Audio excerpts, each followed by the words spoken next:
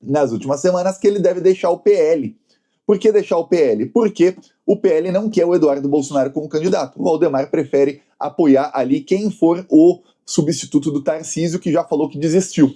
Então, o Valdemar diz ali que, olha, eu vou apoiar quem o Bolsonaro disser que vai apoiar. Se disser que o Eduardo, pode ser ele. Mas, internamente aí, todo mundo sabe, já vazou aí na imprensa, que o Valdemar disse que o Eduardo não tem chance nenhuma de ser o candidato à presidência. O próprio Jair Bolsonaro descartou o Eduardo Bolsonaro também, em conversa com o Tarcísio, na presença do Flávio e do Renan Bolsonaro. Isso aí tá ruim, hein? Tá bem ruim. Ok, nisso, o que acontece? O Eduardo Bolsonaro passou, então, pô, vou sair do PL, e ele passou a falar com o deputado, a falar, ó, quem vai sair do PL comigo? Vamos fazer aqui uma debandada. Pois bem, ninguém falou que vai sair com ele. Então, ninguém aí está sendo leal ao Eduardo Bolsonaro. Pior, segundo a imprensa, nem o Flávio Bolsonaro quer sair do PL, nem os irmãos. O cara conseguiu a façanha, a proeza de ser abandonado pelos próprios familiares. Sabe quem também não vai sair do PL? Vem cá, o Jair Bolsonaro. O cara foi abandonado por todo mundo. Virou tóxico o senhor Eduardo Bolsonaro. Ok, dá para piorar a situação dele? Dá. Porque ele vai sair do PL e quando o político sai de um partido, se ele quiser ser candidato, se ele ainda estiver elegível na eleição do ano que vem, ele vai precisar ir para outro partido. Não tem no Brasil, em outros países tem isso, que a pessoa pode concorrer sem partido. No Brasil isso não existe. Tem que ter um partido político para concorrer. Pois bem, o Eduardo sondou vários partidos. Você sabe o que aconteceu? Eu vou falar um a um. O União Brasil nem foi sondado. O União Brasil era o antigo PSL, que se fundou com o DEM, que é o partido pelo qual o Bolsonaro foi eleito em 2018, e o Eduardo Bolsonaro foi eleito deputado também em 2018. Ele já tinha sido eleito antes por outros partidos, em 2018 foi pelo PSL. O União Brasil não quer o Eduardo Bolsonaro, mas nem de longe.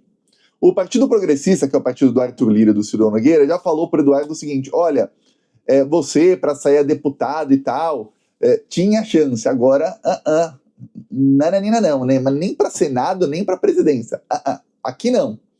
Republicanos, que é o partido do Tarcísio, já fechou a porta para ele. Então aí os maiores partidos aí não querem. O PSD do Kassab nem se diga, o Eduardo Bolsonaro fez campanha contra esse partido, ele odeia o Kassab, eles fazem campanha aí, a família Bolsonaro fez campanha contra o Kassab em 2024, inclusive o mote da campanha, que era o slogan deles, era PSD é pior que PT, 55 é pior que 13. Então, para os caras falarem que esse partido de direita é um partido de direita, a imprensa chama Centrão, mas eles são de direita neoliberal. Para falar que alguém é pior que o PT, porque olha, ele tá odiando mesmo o cara. Ok, esse já era. Aí tem aqueles partidos de extrema direita. Segundo aí interlocutores do Eduardo Bolsonaro, a estratégia dele, se ele conseguir ser candidato à presidência, é ser candidato por um partido nanico, e aí conseguir eleger muitos deputados por esse partido nanico, que ele vai controlar o partido aí. Porém, o principal partido que ele queria era o PRTB. PRTB é o partido que era ainda do Mourão, e é o partido pelo qual o coach Pablo Marçal foi candidato aí à prefeitura de São Paulo. Vamos lembrar que o Pablo Marçal quase chegou no segundo turno. E se ele chegasse no segundo turno, tinha uma chance enorme dele ganhar, tá? E aí, vamos lembrar, foi por menos de 1%. Foi por menos de 0,5%. Ok. O partido estava numa briga, uma mega briga interna ali, inclusive com muita gente ligada ao PCC lá, né? E aí, que era ali o manda-chuva do partido, ele perdeu no TSE. O TSE demorou meses e meses e meses, deixaram aí o Marçal ser candidato pelo partido, e aí depois decidiu-se que então o ex-dono do partido não tem direito ao partido e ele saiu. Entra o novo dono aí do PRTB, né, o novo presidente do partido, ele tirou foto aí com o Pablo Marçal e ele falou, olha, o nosso partido não vai ser mais de extrema direita, nosso partido vai caminhar para o centro. A gente não quer nenhum tipo aí de polarização nem nada, a gente quer estar no centro. Por quê? Porque ele quer estar no centro e depois angariar, se ele eleger muitos deputados com apoio do Marçal, e obviamente o Marçal ele tem um esquema de campanha que é muito eficaz nas redes sociais, ele consegue, se ele quiser, eleger muitos deputados. E aí o cara quer fazer o quê? Depois pedir cargo para o governo Lula e fechar com quem é governo. Ele não quer ficar na extrema-direita, polarizando, cometendo um monte de crime, sendo investigado, polícia bate na porta dele, faz busca e apreensão. Pô, pra quê?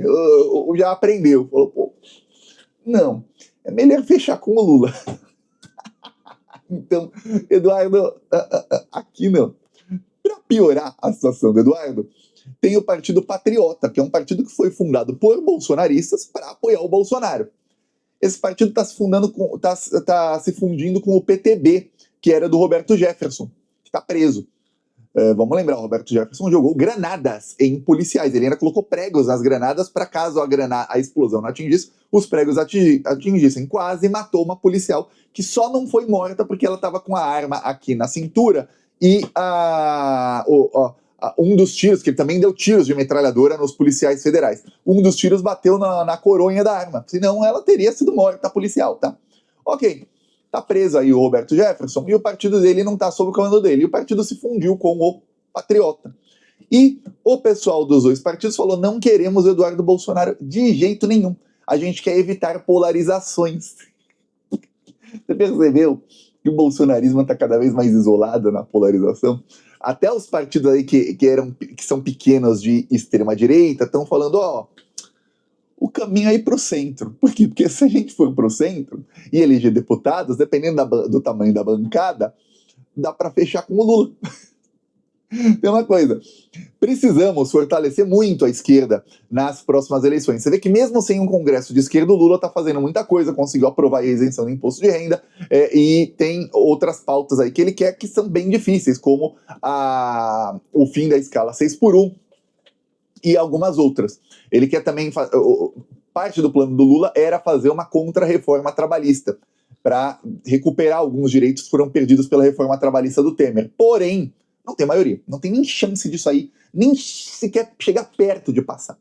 Ok, se tiver um congresso mais de esquerda, tem. Mas olha só que coisa, tudo indica que a extrema-direita vai diminuir na próxima eleição. Porque os partidos aí de extrema-direita estão indo para o centro. Eles querem mais ficar para o centro, e a extrema-direita está se isolando cada vez mais. Esses partidos indo para o centro, óbvio que eles são de direita, mas eles fecham com o Lula. Tem chance aí do Lula conseguir não ali uma maioria, mas ele conseguiu uma governabilidade melhor no segundo mandato aí. No segundo, já tô falando que vai se eleger, hein? É no quarto mandato, aliás, né?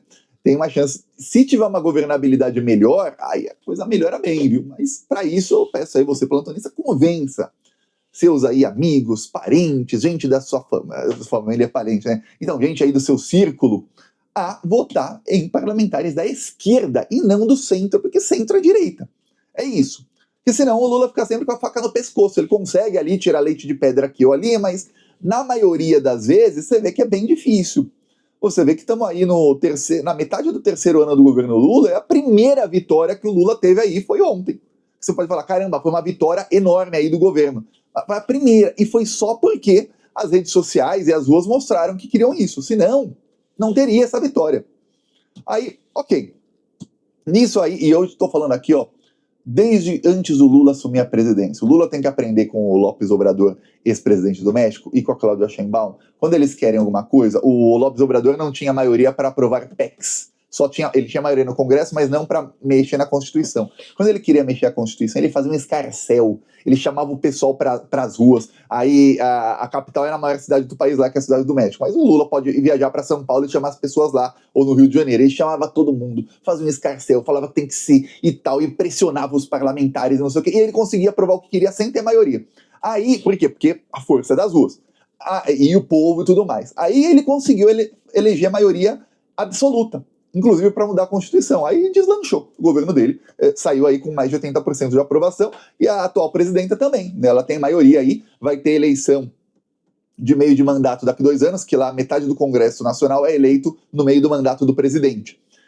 E nessa eleição aí de meio de mandato, tudo indica que ela vai ampliar a maioria. Mas, assim, por quê? Porque ele, além disso, tem o principal, dá entrevistas coletivas todos os dias. O Lula dá entrevista para a BBC, para não sei quem, e a gente não pode nem fazer corte dessas entrevistas, porque se colocar no Facebook, o Facebook tira do ar porque tem direito autoral. Se colocar no YouTube, o YouTube dá strike, o canal sai do ar depois de 3 strikes. Não pode colocar aqui. Quando é coletivo, não tem direito autoral, todo mundo faz corte, e aí os cortes começam a render, e aí começam a ter centenas de milhares ou milhões de visualizações. É isso, tá? Mais ou menos isso. E como é todo dia, acaba falando de todos os assuntos. E como o Lula é uma pessoa sensata, qualquer assunto que ele fale, ele vai dar uma opinião que a maioria da população vai falar, pô, tá certo aí o que você tá falando, Lula, viu? Tá completamente correto. Pois bem, nisso, voltando aqui ao Eduardo Bolsonaro, o Eduardo Bolsonaro também pediu aí apoio, tá ruim, viu? Do PMB. PMB é o Partido da Mulher Brasileira, que foi fundado por bolsonaristas. Para quê? Para conquistar o voto feminino. Até chegar a cortejar ali a Michele Bolsonaro para ela ir para esse partido e tudo mais. Só que o PMB mudou a direção do partido e vem cá, agora eles são de esquerda, não é nem centro, é esquerda. Deu ruim. Então Eduardo Bolsonaro ficou completamente sem opção, não dá para ele ser candidato à presidência. É a primeira vez que eu vejo um cara dizendo aí que fazendo campanha antecipada a um cargo, sendo que ele não pode concorrer porque literalmente não tem nenhum partido que quer ele como candidato. Tá aí. E aí os filhos do Bolsonaro estão chorando nas redes. Eu mostrei aqui outro dia o Carlos chorando, mas olha, foi dia de chororô, viu? Quanto chororô. O Carlos Bolsonaro fizeram vídeos, fizeram tudo mais. Aí o Carlos Bolsonaro fez inúmeros posts, mas inúmeros posts. Esse aqui é o único que não é sobre o assunto. Mas são vários posts aí sobre o compartilhou de outras pessoas, sobre o Bolsonaro. Você vê o tipo de lixo que o Instagram toda hora manda eu seguir esse cara aqui. O Instagram não, o Twitter. Toda hora aparece esse bandido aí para eu seguir. Aí tá. Aí o senador Flávio Bolsonaro deu uma entrevista junto com o Paulinho da Força, que é o relator aí do projeto de anistia, né, de dosimetria, que é o nome novo que eles deram. Aí o Eduardo Bolsonaro, com a carinha de bunda, o Flávio Bolsonaro, com a carinha de bunda dele, diz o seguinte, ó. Qual é a sua disponibilidade de vir aqui conversar? Sabe do meu perfil de diálogo, de ponderação, uma pessoa, sou uma pessoa centrada. E, obviamente, você tentou me convencer, mas não consegui. É porque a gente tem esse entendimento, de que a única coisa que pode pacificar o país e fazer justiça é uma anistia, né, que atenda todo mundo, porque essas pessoas estão escondendo por crimes que elas não cometeram. Então ele já falou que ele não quer isso aí de dosimetria, que não vai ter e tudo mais, e que ele vai tentar ali, se esse projeto for para ser votado, ele vai tentar colocar emendas para que dosimetria vire anistia na hora de ser votado. É isso. Então aí a família Bolsonaro já está desistindo aí do projeto. Esse projeto, como anistia não vai ser votado, o Hugo Mota já garantiu aí para o Lula e para o governo que anistia não será votada, no máximo era isso aí. Ministros do STF como Barroso. Barroso tá dizendo aí novamente que ele deve deixar o STF. Tá com medo, Barroso, de que lei Magnitsky, alguma coisa seja aplicada contra ele, e ele tem muita grana nos Estados Unidos, então ele tá com medo de perder essa grana toda. Eu sempre me pergunto por que um advogado que ganhava milhões de dólares, em um caso só ele ganhava milhões de dólares, ele vai deixar a advocacia para ser ministro do Supremo Tribunal Federal, ganhar 45 mil por mês. Eu fico me perguntando, olha, se você souber aí, plantonista, diga que eu realmente... É muita vontade de servir o Brasil, hein? Mas olha, a vontade de servir o Brasil acaba no momento em que ele vê que o que ele tem nos Estados Unidos pode ser confiscado. Aí não quer mais servir o Brasil, aí é melhor manter os seus bens. Nisso, o Lula tá aí, a imprensa tá ventilando, a imprensa tá tentando empurrar para que o Lula indique o Rodrigo Pacheco ao STF. Rodrigo Pacheco é um cara de direita, é um cara que era aliado do Bolsonaro. Aí quando ele percebeu que o bolsonarismo ia engolindo, aí ele passou a ficar contra o Bolsonaro. Aí quando o Lula assumiu, aí ele ficou mais ao lado do Lula, que ele fica do lado do que era o governo, mas ele era aliado do Bolsonaro. Eu lembro o quanto que eu xinguei aqui o Rodrigo Pacheco de tudo quanto é nome em 2021, quando ele se recusou a instalar a CPI da Covid. Mais de 200 mil pessoas morreram enquanto o Rodrigo Pacheco se recusava a instalar a CPI da Covid, que já tinha as assinaturas, e aí tiveram que entrar no STF o Randolph Rodrigues e o Cajuru, nunca esqueço disso.